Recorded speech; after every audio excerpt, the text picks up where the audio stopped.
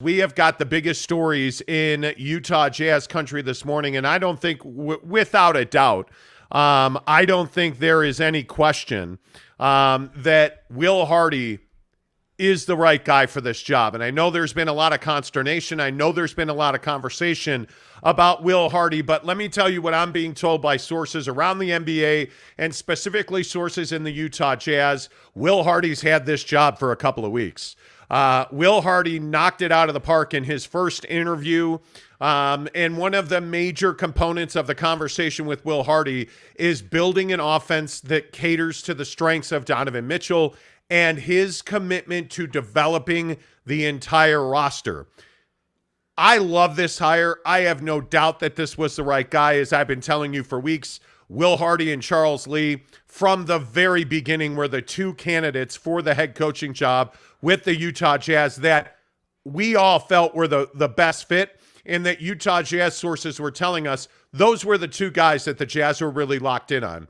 And I think one of the interesting conversations here, Jake, is that Will Hardy, I think, was hired because he had the best plan for using and developing Donovan Mitchell. Yeah, absolutely. And I think Will Hardy knows how he wants to go about this process. I think whether you look at Donovan Mitchell, whether you look at the future of the team and how he wants to go about running the team as far as like player relations, whether it's a player's team or a coach's team, which very clearly it's going to be a player's team. I just think that the Utah Jazz made a great decision in hiring Will Hardy. I think Will Hardy is somebody who is young. I think he's energetic. I think he brings a much more like high energy presence to the organization. And I think that right now in the NBA is what's in demand. I think if you can pair Donovan Mitchell with a head coach, in Will Hardy that at a minimum knows what he's doing as far as like,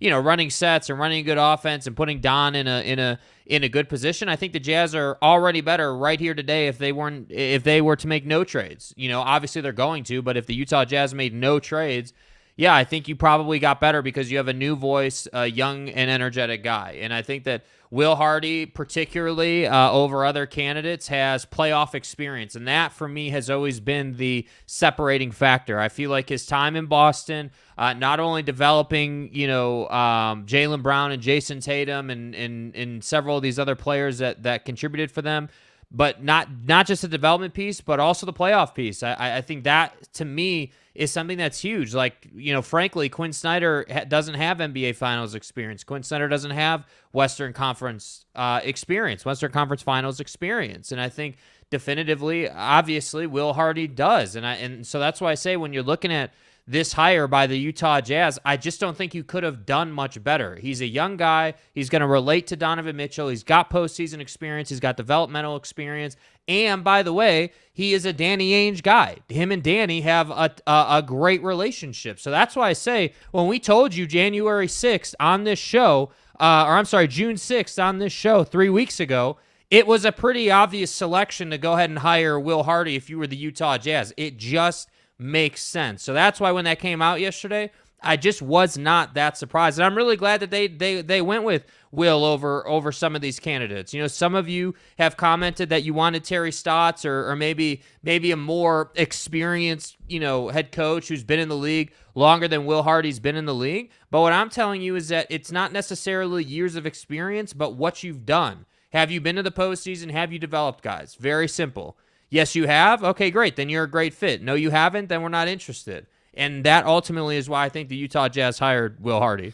Yeah, and I think that when you look at the name that you mentioned there that I think is a huge part of this story, and one of the things we heard yesterday pretty clearly was that Quinn Snyder was a frustrated human being the last year and a half that he was a head coach of the Utah Jazz. And I think when you look specifically at Quinn Snyder's last, year, 6 months specifically, especially after the NBA trade deadline this past season, there was a dark cloud hanging over this organization, and Quinn Snyder was pretty much responsible for that. He was frustrated.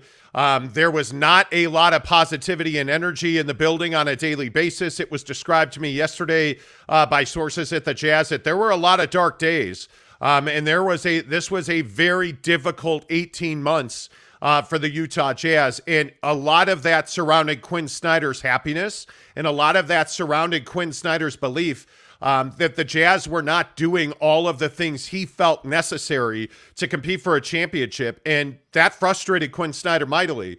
And one of the things that was described to me yesterday about Will Hardy is that he has energy and positivity. Those two traits were overwhelming in their conversations with Will Hardy. And that change was really significant. And the resignation, the moving on from Quinn Snyder, a lot of people in the Utah Jazz organization felt like that was an opportunity to lift that cloud and to bring in energy, to bring in positivity. And you can't help but hope that that positivity and that energy trickles down to the Utah Jazz locker room because they need it. There was a strong belief that that negativity and frustration with Quinn and his staff trickled into the locker room, leaked into the locker room. And it should not surprise anybody that names like Alex Jensen very well may not be back on this coaching staff when things are said and done and everything falls into place. There's a good chance that there's not going to be an assistant left over on this staff from Quinn Snyder's time here. And that includes Alex Jensen, who is going to coach the Summer League team. We'll see what happens there. But I believe in what people are intimating to me is that there's going to be a complete change, and Will Hardy is going to have a completely different staff than Quinn Snyder had. Without mentioning Alex Jensen's name specifically, that's what I was told by Jazz sources yesterday. And if in fact that is the case, that's a big story because Alex Jensen is a name that is well respected in these parts. Alex Jensen probably is looking back at his decision not to take the University of Utah basketball job now that Quinn has resigned and that all of these things have happened over the last 6 months. I wonder if Alex Jensen, Jake, is second guessing that decision to stay with the Jazz. Yeah, I think that Alex Jensen is somebody who obviously is quality. You know, he brings a good skill set, but I think ultimately, you know, when you hire a new head coach, turnover happens. It's just part of doing business. And I think that, you know, not only would turnover happen because of a new head coach, but also because you have a new executive in Danny Ainge running the organization. And that's why I say, like, guys like Alex Jensen, it's cool that he was a candidate and reports say he was in final interviews. Alex Jensen was never getting this job. I'm sorry. It's just not. That's just not the direction the Utah Jazz were ever going to go. And again, it's no disrespect to him, but I just don't think that was the best fit that they could possibly get. And I think that the big thing here for the Utah Jazz and really for Will Hardy is making sure that Donovan Mitchell and this team that they put together over the course of this offseason, you know, really is built to get traction like this season. And a lot of people are asking, well, how do you retool essentially? How do you change this roster without having a season where you just outright suck, where like you're not a playoff team, where you just have to kind of eat it for a season? And I think that's a really phenomenal question. And I think the answer to that right now here today, without knowing what the roster looks like, is Will Hardy and Donovan Mitchell need to sit down at a table and they need to talk about how they're going to go about this. Like, is Don going to run the point? Is Don going to be off the ball? Is like how what's the strategy? What's the game plan? Because to me, that ultimately, no matter who you bring in as far as players are concerned, that ultimately is what's going to decide your fate. Because let's be really clear, Donovan Mitchell is now being put in a position where he is going to be the guy. Like, you hired a young head coach that is going to lean on him to perform. And for all the naysayers on Donovan Mitchell, maybe your time is coming where you're gonna be thrilled to say that, hey, he let us down or he's disappointing. But I'm telling you, there's also an equal opportunity for Donovan Mitchell to take that next step in his career. And that's why we've been saying this summer is so crucial for Don. Like, again, not to be repetitive, but that mid-range game's got to be on lock. Finishing package has to be on lock. Three-point range has to remain the same. You know, and then I think he's got to take a big step forward in leadership.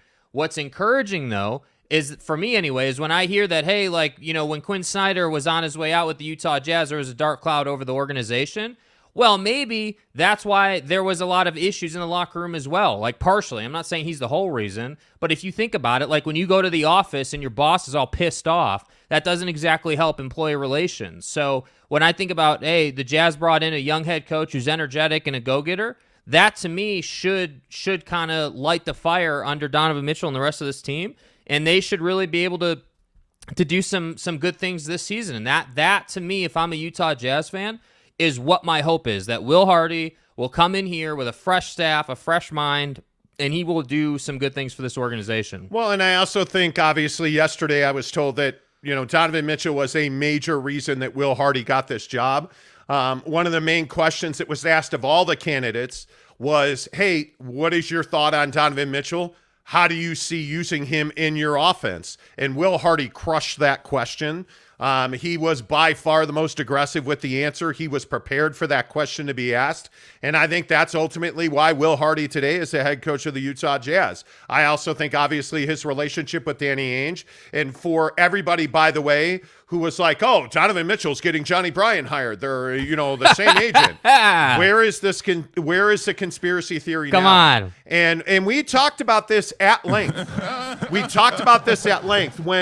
When it was brought up that CAA conspiracy theory, when Andy Larson at the Salt Lake Tribune essentially slandered more people without any evidence that it was in fact true. Yeah. And talked about how Donovan Mitchell and Adrian Wojnarowski at ESPN, Woj is represented by CAA, Johnny Bryant's represented by CAA, that they were all conspiring to make sure that Johnny Bryant got the job with the Jazz. Well, how did all of that work out for you? Infowars.com. That Donovan was dismayed and unsettled when, Quinn Snyder was unnerved and surprised. Yeah. And we told you that was complete bullshit and that the CAA conspiracy theory was absolutely not true.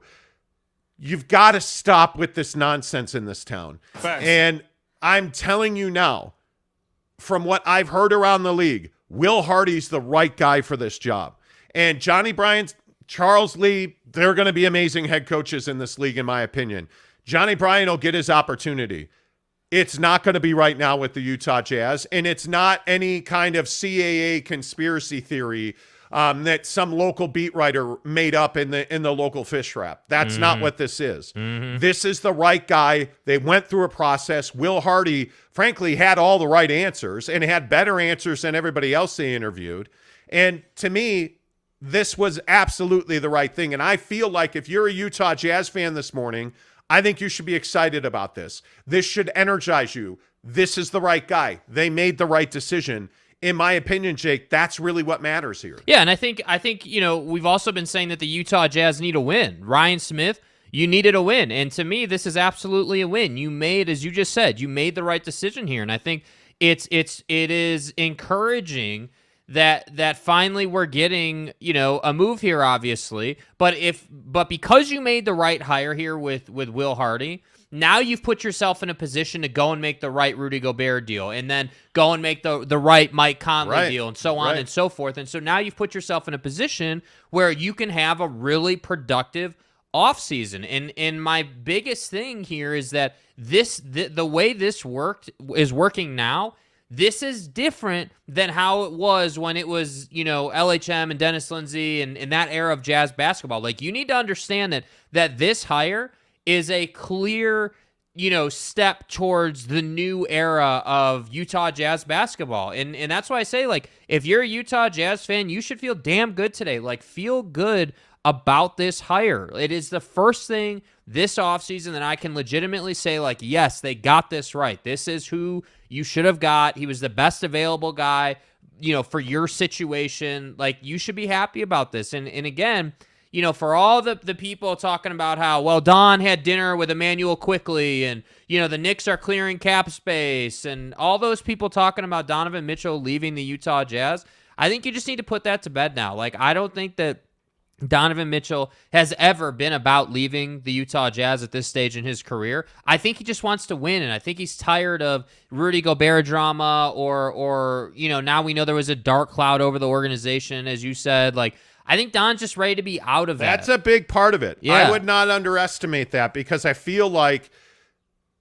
energy, positivity, direction, momentum is such a big vibes. Yeah. I think is such a big part of what you try to do when you're trying to win games. And I just feel like Quinn Snyder, I think you had to make that move if you were not certain that you could make significant roster changes, because Quinn Snyder wanted significant roster changes. And I think also one important thing inside of that is that Quinn obviously has his vision, like his offense, the way he would run the team. And I think that didn't align with like what Danny and frankly Ryan Smith wanted. And so that's why I say it's really interesting. Like when I hear you say, hey, there was sort of this, negative energy, or like Quinn just was not a happy camper the last, let's just say year, whether it was a year and a half, whatever it was. Like he wasn't a happy camper, through the end times with the Utah Jazz. Like to me, that could potentially be the most important factor in this change and why they decided to move on from Quinn, because it's like, man,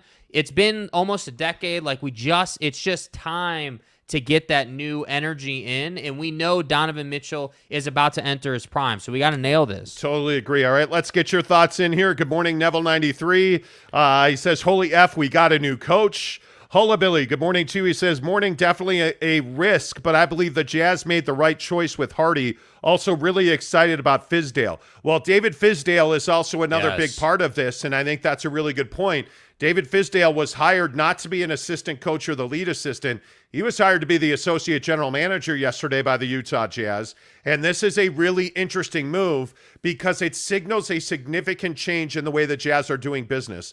David Fizdale is here to do one thing.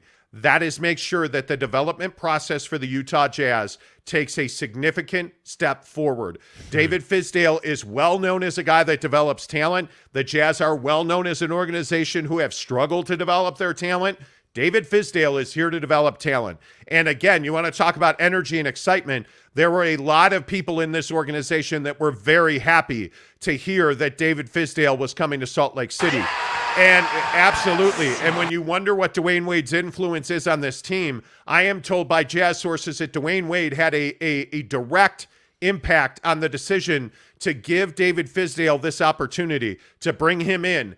Dwayne Wade's endorsement of David Fizdale from their time together in Miami was a significant part of this process. And it should also be noted that yesterday, who was the main cheerleader of this move when it was announced? LeBron James, who also spent time with David Fizdale in Miami. Those are two big endorsements for David Fizdale and a big reason why David Fizdale was hired to be the associate general manager of the Utah Jazz. He's the right guy at the right time in the right place. This organization, as we have talked about on a regular basis, is desperate for development. And Jake, I think you're seeing, much to Hullabilly's point, you're seeing that the Jazz now are not doing business the same way that they've done for the last 10 years. Yeah, and what are we really saying here? What we're really saying is, hey, we're the Utah Jazz are handling business the way it needs to be handled. Hey, you for the head coaching slot, what did you need? Just in generality, think about what this team needed. Young head coach, energetic, new voice, someone who could relate to these players, on a deeply personal level, like that's what you got in Will Hardy. So you check that box. Now we know, hey, we need to be developing guys like Jared Butler because we don't have pick after pick. We don't have a ton of financial flexibility. So that's what Fizdale brings. Like, hey, take Jared Butler and turn him into a bench contributor. Turn him into a 20-minute a night, come off the bench and give me 10, 15 points. That's what we need out of him this year. Turn him into that guy. So that's what I would expect to happen. Like, that's a great move by them. Totally agree. Tanner Plummer says, hey, guys. Hey, guys. Hey, guys. Hey, guys. Hey, guys. Hey, guys. Hey, guys. Gene Stream Gamer says, right on time. Tanner Plummer, hey, guys. Hey, guys. Good hire by the Jazz. We'll see if he works out. Well, way to be pessimistic. Yeah. Ryan Buckley says, morning, guys. Gene Stream says, prediction complete. Prediction complete. Yeah. Again, add it to the list, bro. Add it to the list. Add it to the list, Not man. to tell you I told you so, but hey, guess what? Literally, June 6th, we told you. Yeah. On the day, on the show. Greg Hawkins, good morning to you, sir. Tanner Plummer says, LOL, can you guys go one episode without saying we told you so or we're right? When it happens, we will. Facts. Edgar Garcia says, good morning, players. Looks like the Jazz can now fully focus on the roster. It's about freaking time. That's what I'm saying. I do think that that's a big part of this as well. This hire of Will Hardy allows the Jazz to kind of really 100% hundo P focus on, hey, how are we going to move forward with this roster next year? Well, and I think that also, brings you to a pretty significant story that's developing around the NBA as well, and that is that the Utah Jazz are getting calls on Jordan Clarkson from around the NBA. A significant number of teams have asked about Jordan Clarkson, and I think there's a lot of momentum here. And, I really don't want to go too far without saying I think Jordan Clarkson is a significant member of this team. Yeah. But there is one thing that the Jazz have learned through this process, Jake, and that is that Jordan Clarkson has significant trade value to a team that knows they're looking for a trade partner. Yeah, and I think that the thing with Jordan Clarkson for the Utah Jazz in a trade scenario is that teams know that Jordan Clarkson produced consistently for the Utah Jazz. I mean, again, yesterday on the show it got brought up that Jordan was, obviously the sixth man of the year 2 seasons ago. This is somebody who, can come off the bench and give you 30 on any given night. This is somebody who's a gifted scorer in the league. And I think that it's really unfortunate that he's somebody that's being brought up in trade conversations, but it makes sense. I mean, again, when you can score at the rate that Jordan Clarkson has been scoring for the Utah Jazz, I just think it's a natural thing that teams would ask about him. That said, I don't think that he's a must-have guy. I definitely want Jordan Clarkson on this team, but if I get the right trade package, I think you got to ship him out. Well, and I think one of the things that was very clear in sourcing NBA guys last night was that the 3 teams that have shown the most interest are the Sixers, the Celtics, and the Timberwolves. And I think if you're the Utah Jazz and you can make that deal, I think you have to do that, because there is also a 3-team deal out there that a lot of people are talking about that includes the Jazz, the Timberwolves, and the Washington, don't call us the Bullets, call us the Wizards. And one name that continues to come up in trade rumors is Kentavious Caldwell-Pope. Yeah. And he is a guy that if you're the Utah Jazz, I would not be disappointed if Kentavious Caldwell-Pope winds up on the Utah Jazz. I mean, that's a guy that can defend at a very high level.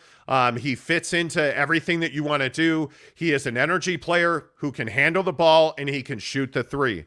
Now, is he a huge difference maker? He's not. Is he going to score you the 20 points a game that Jordan Clarkson scores? He's not. But certainly what Kentavious Caldwell-Pope does, if he is part of a package of players that come back in a trade that would see Jordan Clarkson going out and likely Mike Conley going out, if that trade were to happen in any form or fashion and you ended up with a Kentavious Caldwell-Pope and a D'Angelo Russell, for instance, I think that's a trade that you absolutely have to listen to. Yeah. And if you are able to get future second-round picks in that trade as well, and I'm not saying that you would be able to, but if you were able to put a package together like that netted you need, and your need absolutely is defense and guard play, I don't see any way that you don't do that. Because as much as Jordan Clarkson is valuable in scoring the basketball, and as much as he is your sixth man, there is no doubt that he shoots in volume. There is no doubt that one of the frustrations on this team last year, as we reported on this show,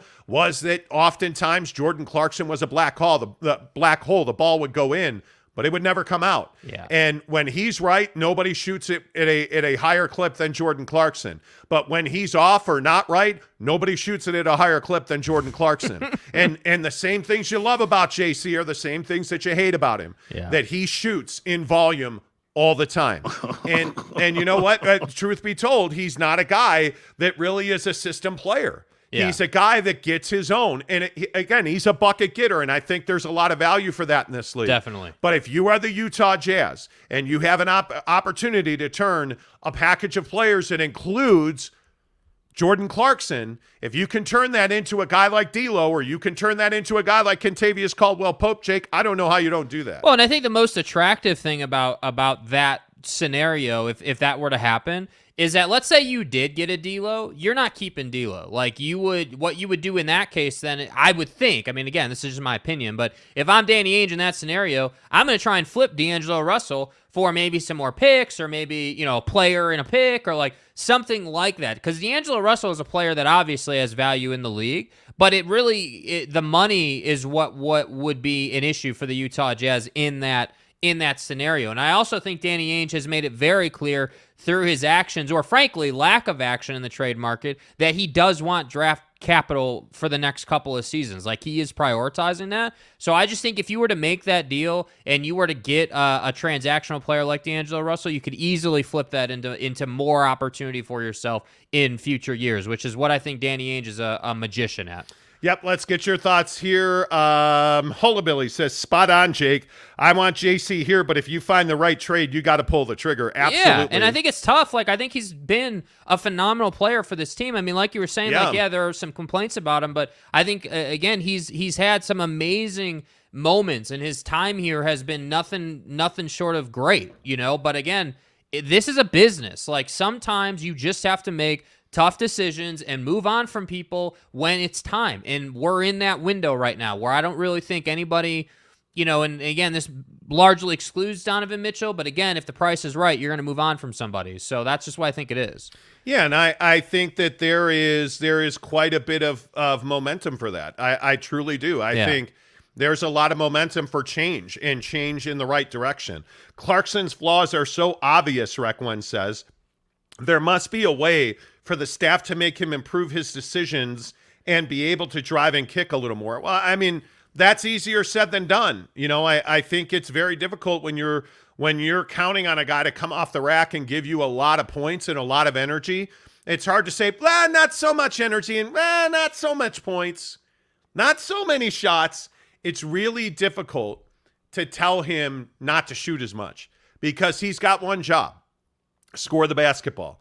And yeah, you would love to see him kick to the corner as often as possible, but that's not always going to happen. You know what I mean? Brandon Whiteside says Clarkson better than Pope. Okay, but again, Brandon, I would encourage you to listen to what the conversation was. It's not that, oh, hey, trade them 1-for-1. Nobody's talking about that. Nobody is saying to trade Jordan Clarkson straight up for Kentavious Caldwell-Pope. Yeah. That's not, we've never said that at all. Lorenzo Miranda says, y'all, hi. Probably. Nope, not doing it. Alex Chacon says, I'd like to see Kuzma in a Jazz uniform. I would not. I think Kyle Kuzma is a very limited player, in my opinion. I think the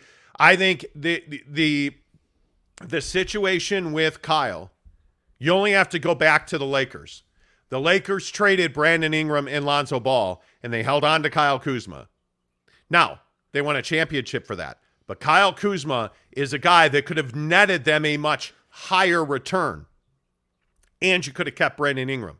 And Brandon Ingram is twice the player that Kyle is. Yeah. With all due respect to Kuz, he's not a bad player. He's just not consistent. And he's not only is he not the total package you'd want, I just think the guy, personality-wise, is an odd fit. He's the best player on a mediocre team. He is. That's what he is. He is. I totally agree with that. Rec1 says, Clarkson flaws are so obvious. Oh, I read that one already. Excuse me.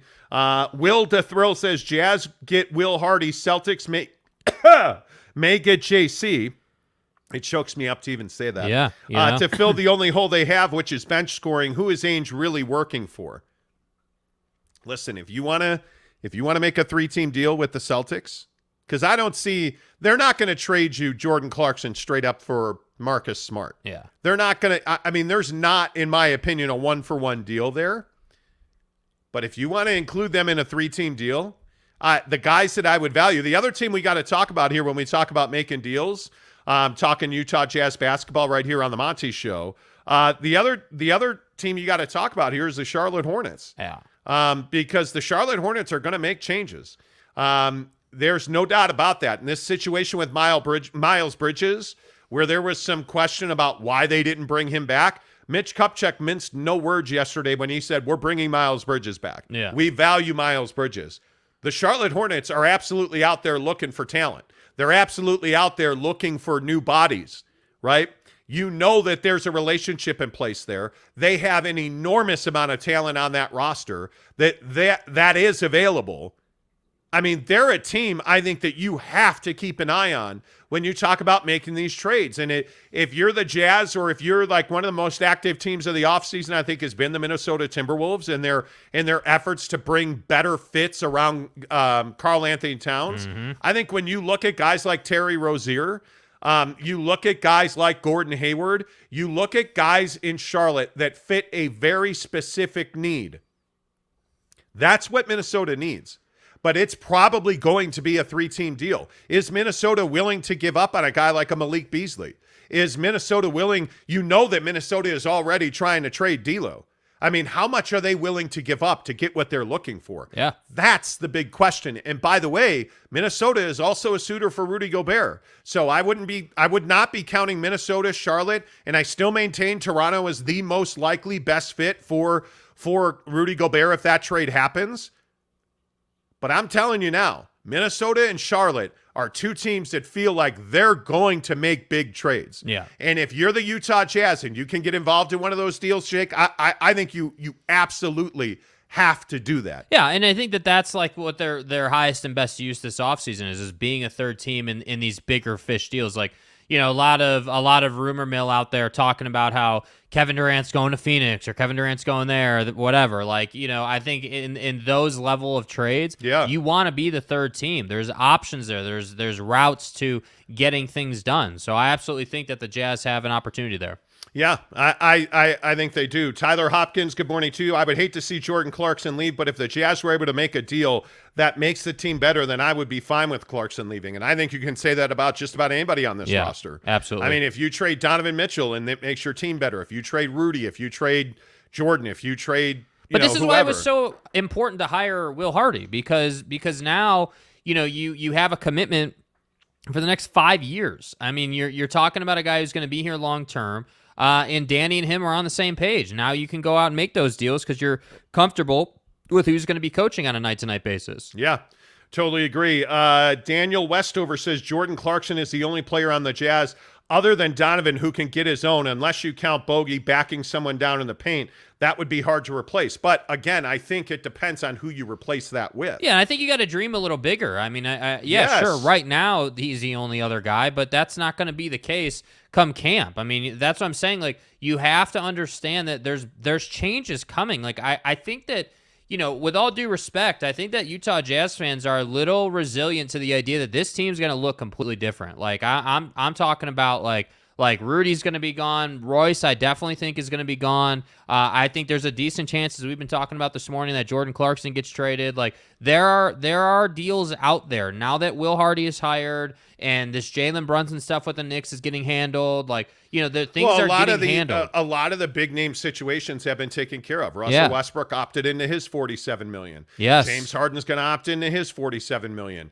Kyrie into his $36. Like, you're seeing all this happen now, and you're seeing the Knicks, who a lot of people were wondering what were they doing on draft night. Well, they were using the assets that they had at hand to make a deal, and now you're seeing that they want Jalen Brunson. And I think what you're also seeing is that they're a club that, you know, I don't love the Jalen Brunson story if I'm a Knicks fan. I don't. I think when you look at what the Knicks are doing, if you're going to pay him $27 million a year, Jalen Brunson's never been the best guy on the best team. Yeah. And I agree that playing with Luka Doncic likely pushed his ceiling down. I agree that there's no player that's more ball dominant and refuses to pass more than Luka Doncic. Jalen Brunson showed you some things. But is that a guy that you really want to hand the keys to your franchise to and say, hey, be our franchise guy? Because I'm not there with that. Mm-hmm. I'm not the guy who says Jalen Brunson is a difference maker. Is he a top 5 player on any team in this league? Yeah, he is. There's no doubt about that. Can he get buckets? Yes, he can. He shoots? He plays at all 3 levels? Absolutely.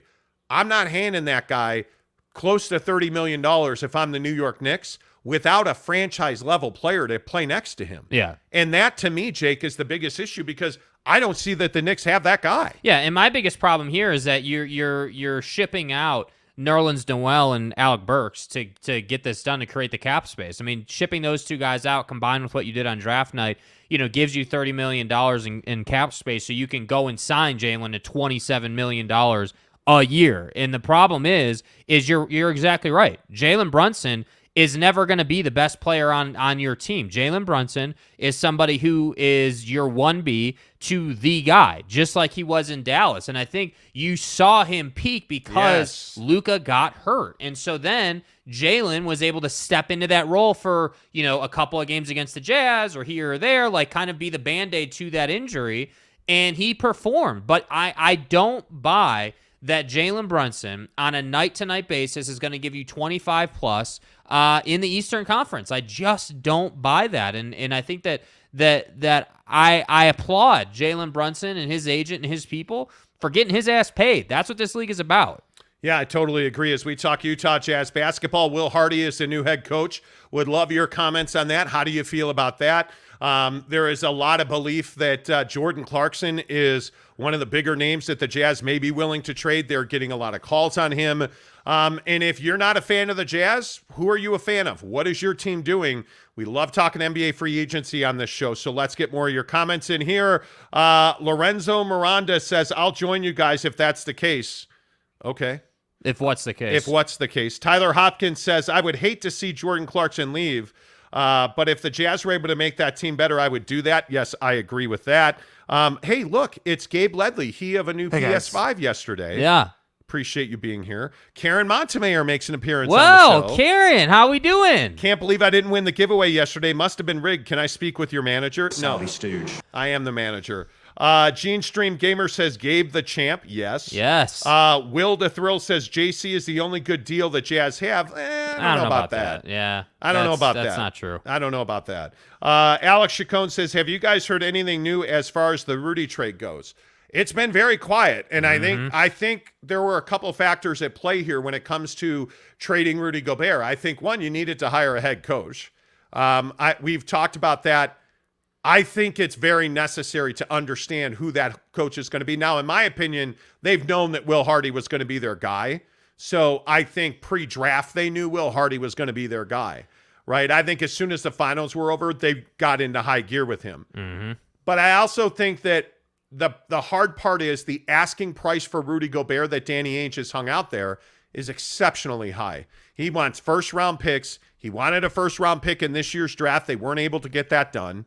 And I think there is an excessive ask in place that most teams are not going to be able to meet that bar. And again, that's why I say I think anytime you're making a $50, $60 million trade, that's got to be three teams. Yeah. And if the Jazz truly hope to get a first-round pick in return for Rudy Gobert, which I'm not saying is wrong, but if they truly hope to get a first-round pick for Rudy Gobert, Jake, I think they're going to probably have to be patient, and this is going to be something that's going to drag on for most of July.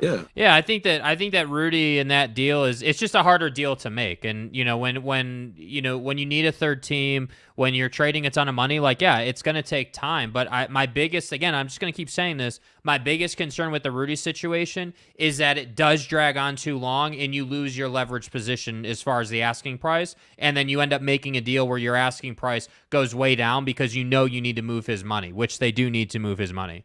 Oh, there's no question about that.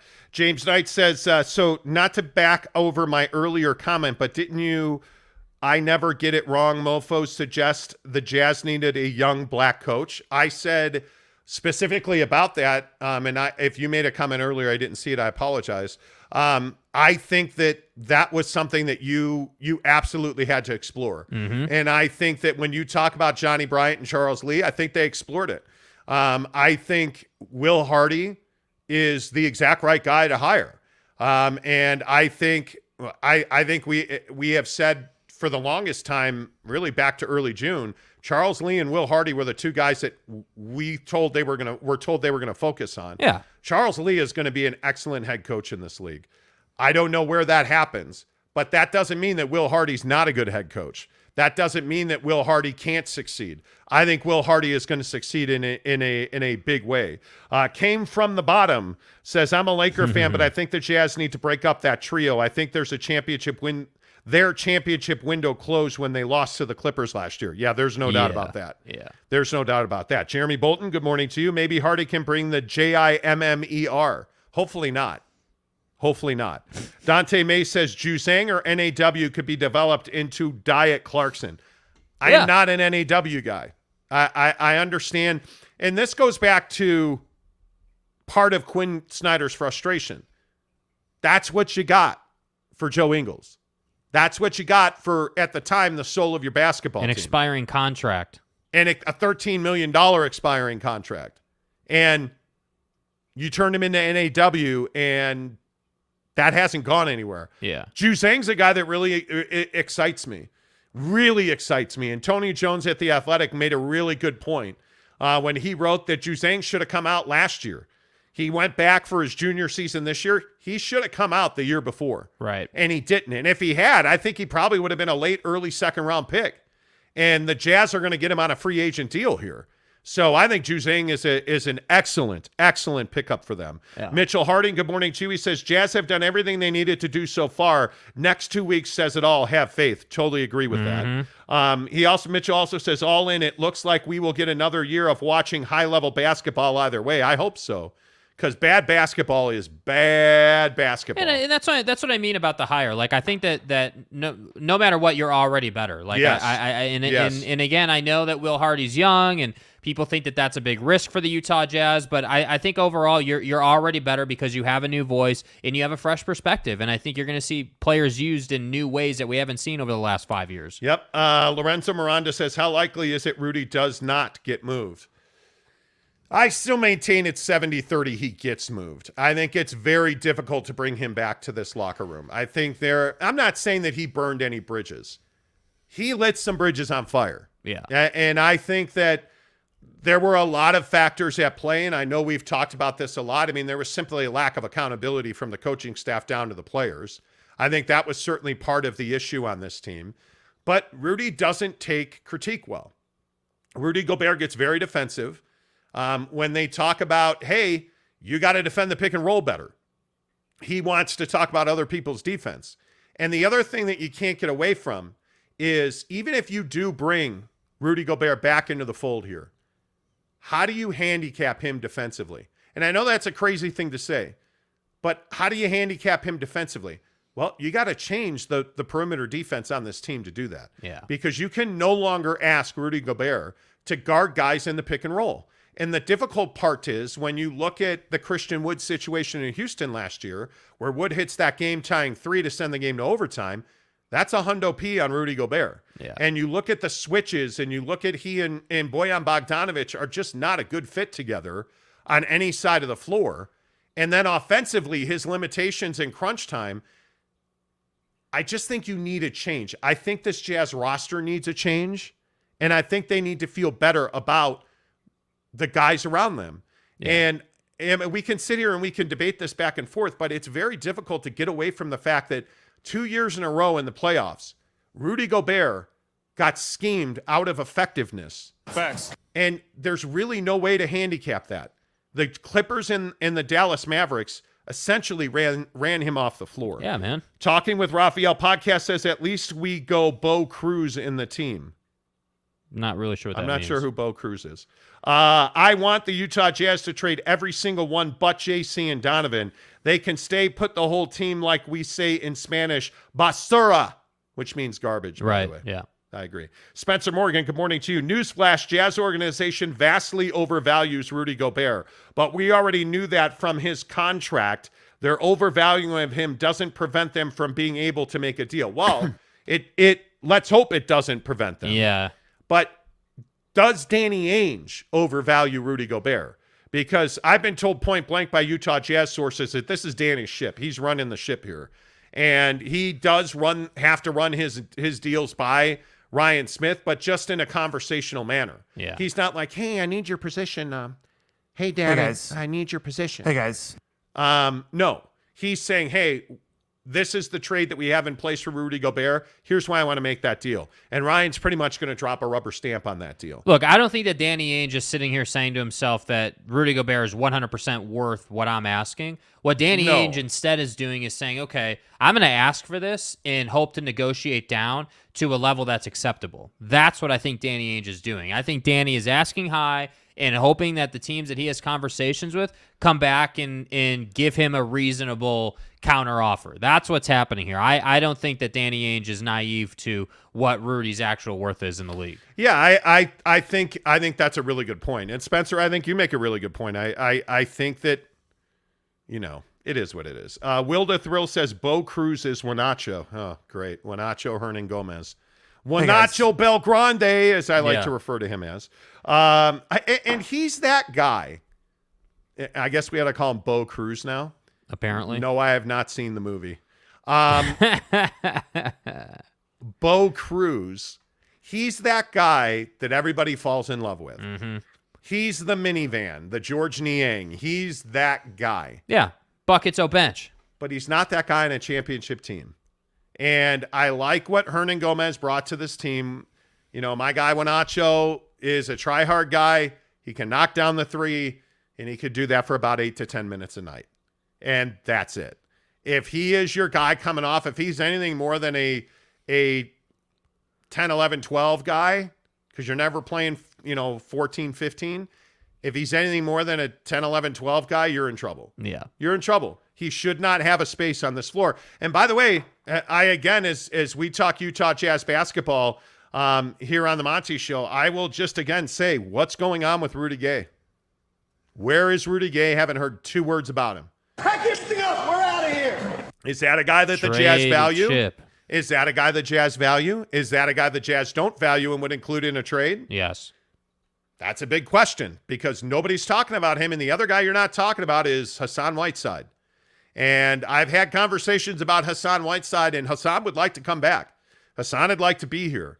And whether Rudy's here or not, Hassan Whiteside is a guy that is serviceable as a backup, especially if you're going to play smaller basketball like this league dictates now. I'm telling you, Hassan Whiteside's a guy that you should pay attention to because he's going to get a deal somewhere in this league. The guy's too good of a shot blocker not to get a deal in this league. Jeremy Bolton, maybe the Jazz can trade Buckets airball for Torrey Ellis. Buckets. I started having second thoughts. Buckets. What is the best name? And I don't understand why you guys send me DMs during the show.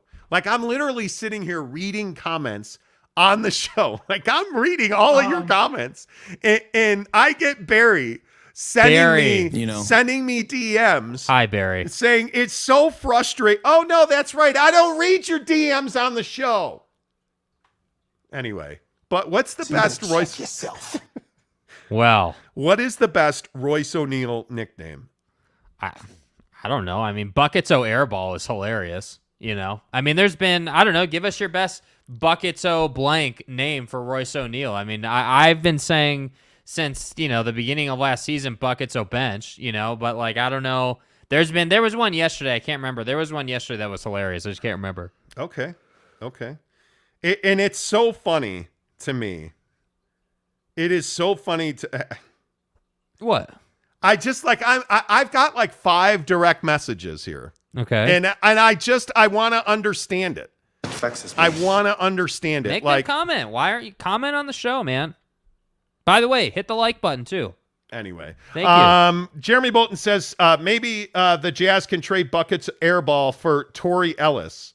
Please tell me you know who Torrey Ellis is. Isn't that That's a throwback. And I want to say Torrey Ellis. Didn't somebody use that as like their hotel alias or there's a funny story. I'd have to look it up. There's a funny story. No, okay, no. That's the no. That's the bar fight. That's the bar fight name. There was I don't know. Somebody help me out here. First name that comes up when I Google Torrey Ellis is, and this isn't, I haven't even opened the article. Williams identified himself as Torrey Ellis. Yes, Darren Williams. But Darren an Williams. officer. Darren Williams. Dude. Darren Williams. Bro. That's what, and no. Was it Park City? Darren Williams got into an altercation. The cop showed up and he identified himself as Torrey Ellis. What the hell, man? That's right. Yes, it was in Park City. I'm old. The synapses need to fire and stuff, and I need to clean the spark plugs up there, Wow. How dare you try to jackpot me, Jeremy Bolton? You brought up Torrey Ellis. Lorenzo Miranda says, who cares? He's old. You better care about Rudy Gay. Jonathan Ponce says, it's Hassan. Whiteside.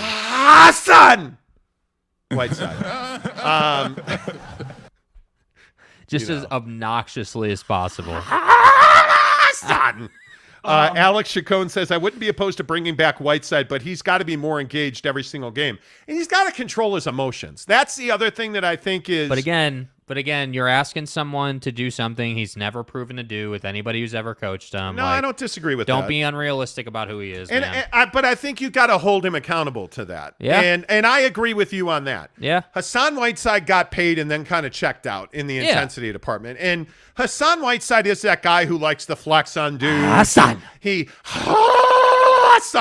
Likes to flex on guys. I'm never doing that again. It makes my neck hurt. Wow. Asler says, I would prefer Kofi Cockburn wear number 21 rather than Hassan Whiteside. I think Kofi's going to make the team. I don't think there's any doubt about that. Kofi's not unlike Rudy Gobert, though. Yeah. I mean, it'll be interesting to see what his top end He's a little more offensively explosive than Rudy is, based on what I've seen. But again, we haven't seen a lot yet. Yeah, it'll be interesting to see what his top end is. Yeah. Jeremy Bolton says, Buckets will pass up the 3-ball is his favorite nickname. Yes. There you go. Came from the bottom, says Mitchell to the Lakers for Westbrook, THT, and a few draft picks. Nah. Well, I'm telling you, if Talon Horton-Tucker's available, I still maintain I'd take him on this team. And I know I got shellacked like a bad stepchild who misbehaved in class and stuff. No offense if you're a stepchild. It's tough. Yeah. Wilda Thrill says, Buckets, oh pile of crap. Buckets, oh Cafe Rio. Jeremy Bolton says. Hey, guys. Are we really playing that? Okay. Yeah, we are. I asked for it. Buckets Bolar because Bolar thinks his second coming of Michael Jordan. Bolar. Craig Bolar, Jack. Buckets Bowler. He's got to stop saying Buckets O'Neal. He has to stop. Please. Please. Spencer Morgan, there were clearly issues between Snyder and Rudy Gay. To see what he can do under Hardy if they don't move him, I think you have to. Yeah. As for Whiteside, I don't see why you don't keep him. He has a tiny contract. He's given the Jazz way more than what he's cost them. Absolutely. Well, and I think he's one of the only guys on the roster that has done that, outplayed his contract. I think that's a great point. Yeah, great I agree. Point. James Knight, only because you're a regular on this show, and that's the only reason I'll read this. It's pretty disrespectful how you guys ridicule Royce. He gives his heart and soul on the floor. Get the hell out of here, bro. What are you talking about, dude? It doesn't matter. Dude, it doesn't matter if you try hard. He gives his heart and soul on the floor. Dude, it doesn't matter if you try hard. It's what the issue is that he's really good at passing up the corner three when he's wide open and really bad at making the three when you need it. Like, that's the problem, man. Yeah. And again, I'm not trying to hate on you, but take it how you want. Like, Royce O'Neal is an average-ass NBA player. He is nothing to write home about, man. And the Utah Jazz have like, gift-wrapped him into some, like, superstar, and he's not that guy. That's not who he is. Asler says, hey, it's Coburn. It's always going to be Cockburn. Yeah. Always on this show. Yeah. Always. Yeah, come on. Always. We're men. It's Cockburn. Yeah.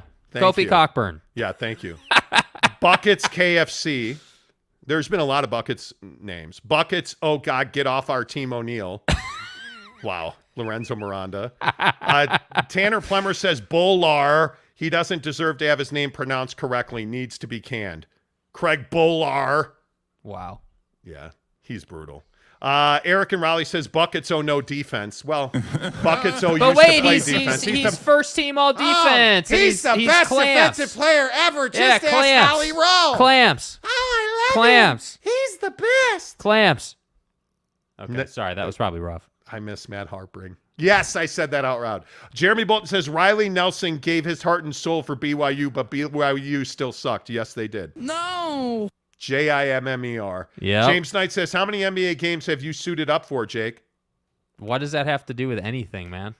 Casey Finlinson, Bolar, Yeah. got to stop the Buckets, oh, paid much flame on and all, you know. Lorenzo Miranda says, I love you guys. Cockburn! Anyway, we're men. That's what we do. Incredible. I want to talk about this James Harden situation. Yeah.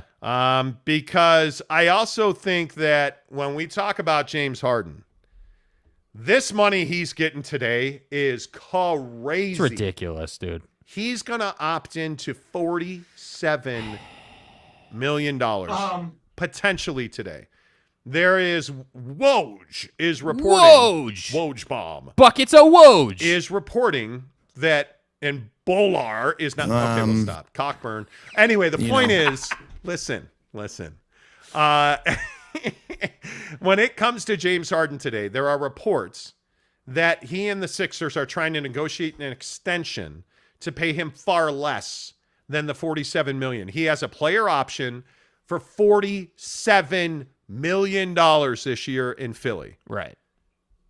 If you're Philly, I think this is a deal you have to get done. You cannot pay James Harden $47 million. Yeah, I just think it's unrealistic. I don't think that, frankly, if I'm being honest, I don't think that James has earned that kind of money. I think that he has not been – James Harden is not Houston Rockets James Harden anymore, and I think people need to stop expecting that out of him.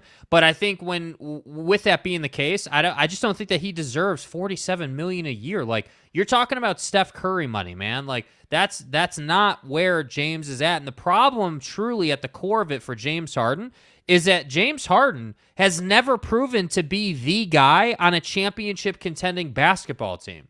Even with the Rockets, like, it's no secret that James Harden was a get his numbers guy. James Harden was a get to the line, like best scorer in the league, but not a winner type guy. And with all due respect, I'm not even trying to hate on him. Like, that's just who he's been in his career. And so now for the Sixers, you know, he hasn't, like, last year was not exactly like light the world on fire, right? Like, he was more buckets o' Harden than Houston Rockets James Harden. Yeah. So, you know, I just think that he hasn't earned that kind of money, and I do think that he should restructure, no doubt. Well, number one, I think you're worth what somebody will pay you. Well, that's true. And obviously, he was the guy in Houston. And I think the truth about James Harden in Houston was, when he was right, there was nobody righter. I mean, that guy, when he was on fire, was amazing. But they missed, I think, 27 straight, or he missed 27 straight threes in the playoffs. Yeah. And then Chris Paul dropped his groin on the floor, and that was the end of that. Water's wet. Right? And then he forces his way to Brooklyn and forces his way to Philly. Every single time. If you're the Philadelphia 76ers, you have got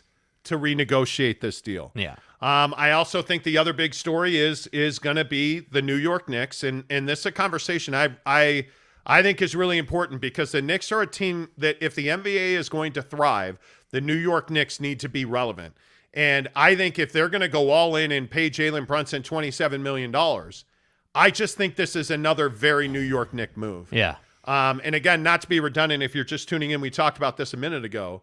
Jalen Brunson, in my opinion, is not a guy that is an alpha. He's not a guy that you can say, okay, hey, here's my 30 mil, go win us a championship. Right. Now, he can be part of that very clearly.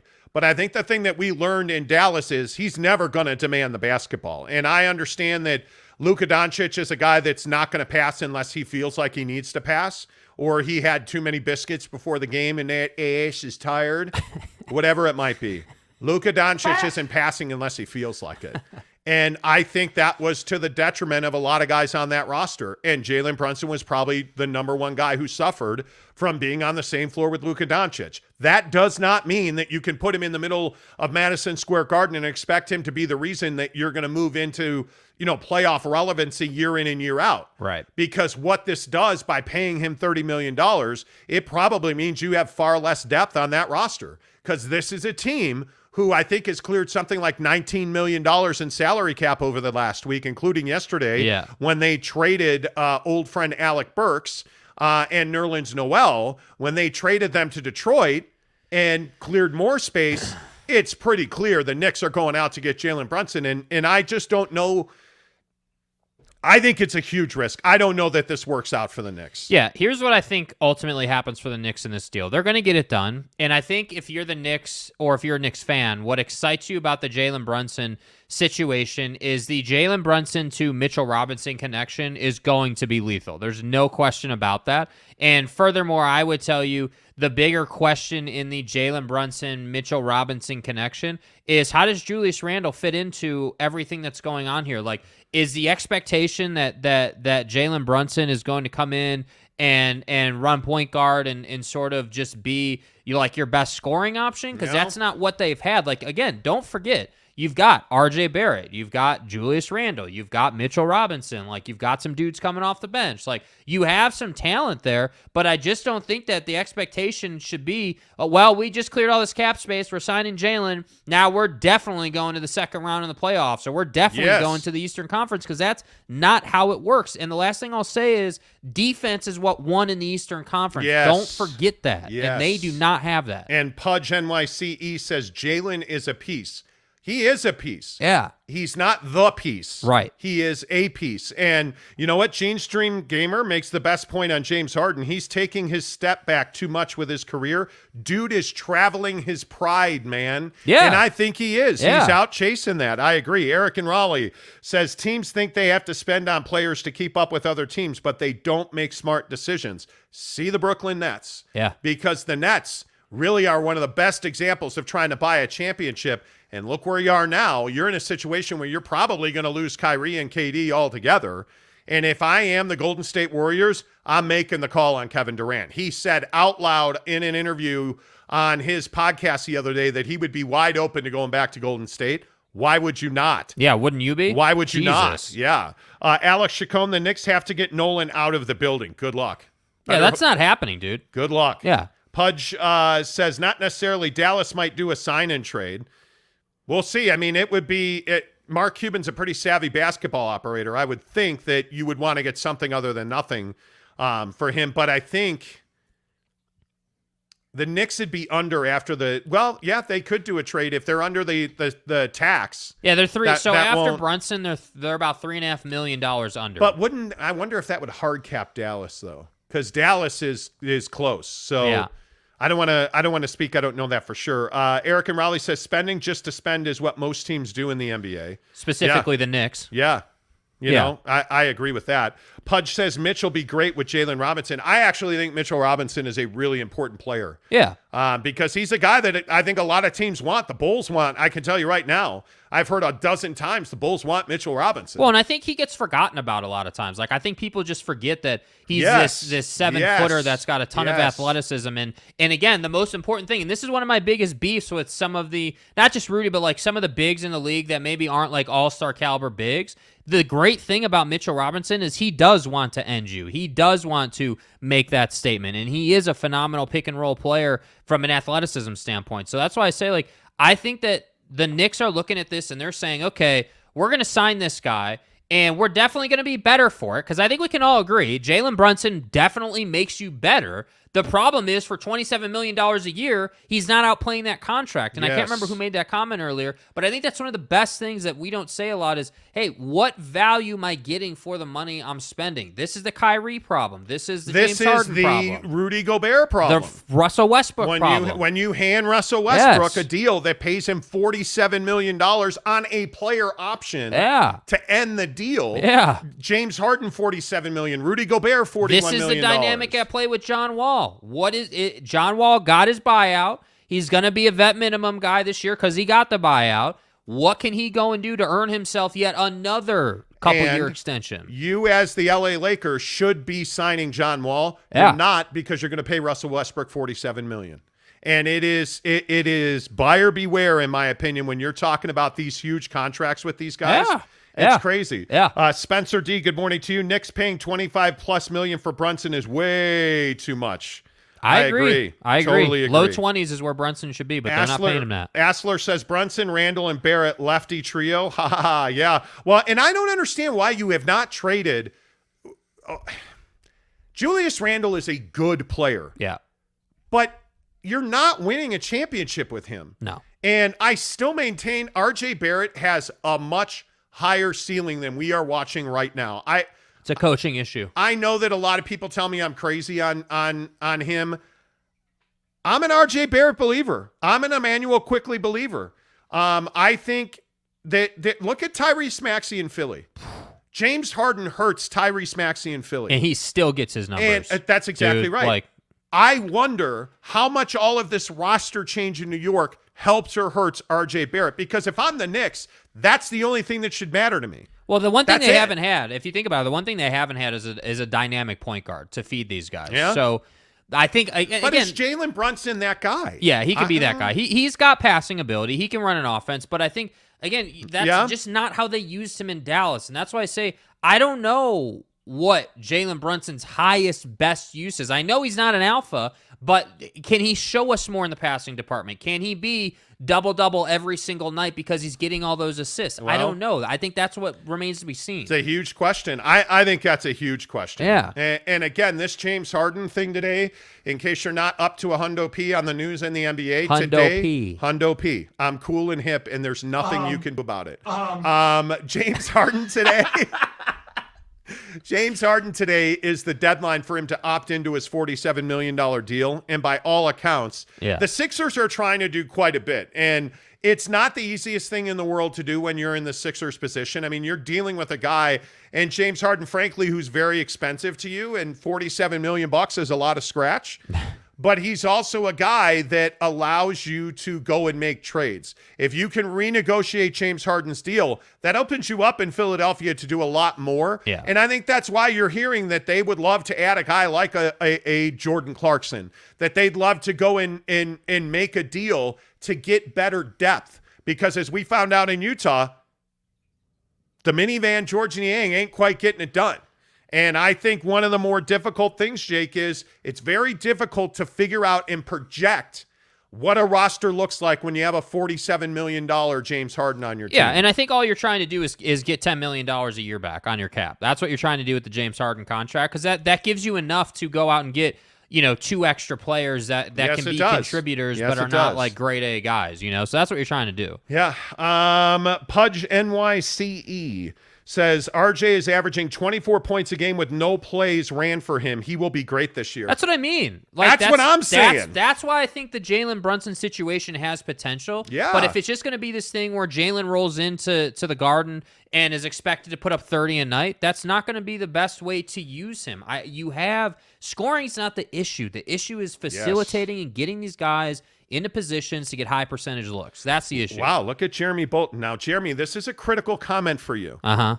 This is a moment in time where I just want to throw my arms around you and rub your face in my sweat to tell you that you should have said this a long time ago.